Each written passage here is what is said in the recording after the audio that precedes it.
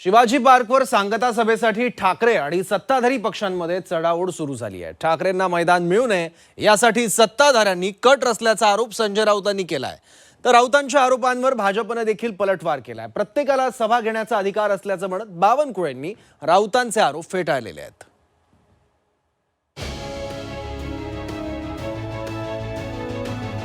आम्हाला माहिती आहे सभा कधी घ्यायच्या आणि कशा प्रकारे घ्यायच्या।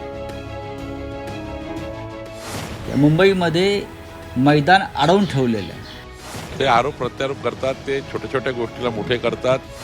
नाचता येईना अंगण वाकडे, आता यापेक्षा दुसरं काय म्हणायचं। मुंबई महापालिका निवडणुकीची रणधुमाळी सुरू झाली आहे। निवडणुका आल्या की सभेसाठी शिवाजी पार्क मैदान कुणाला मिळणार याकडे सर्वांचं लक्ष लागलेलं असतं। मुंबईत ठाकरे बंधूंच्या 3 संयुक्त सभांचं नियोजन करण्यात आलं होतं, परंतु आता केवळ एकच संयुक्त सभा मुंबईत होणार आहे। त्यासाठी शिवाजी पार्क मैदान मिळावं यासाठी शिवसेना ठाकरे पक्ष आणि मनसे प्रयत्नशील असले तरी अद्याप पालिका प्रशासनाकडनं परवानगी दिली नाहीये। यासाठी संजय राऊतांनी सत्ताधाऱ्यांना जबाबदार धरलंय। ठाकरे बंधूंना सभेसाठी मैदान मिळू नये यासाठी कट रचल्याचा दावा देखील राऊतांनी केलाय। सभा कधी घ्यायचा याचं गणित आणि याची मांडणी आम्ही केलेली आहे।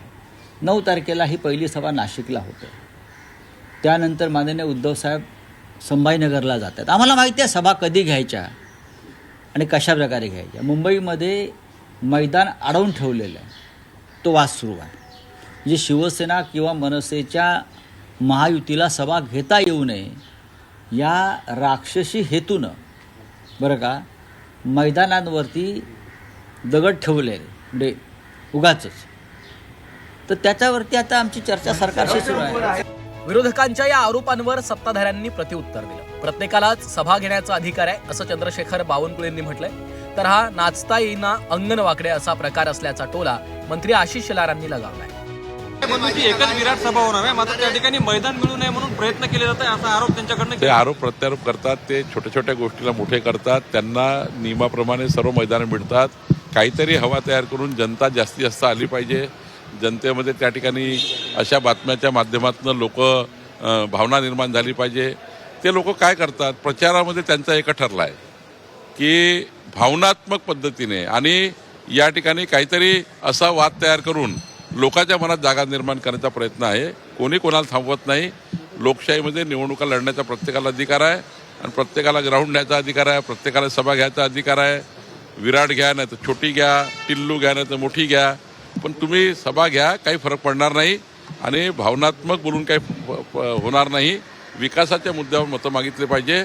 नाचता येईना अंगण वाकडे, आता यापेक्षा दुसरं काय म्हणायचं।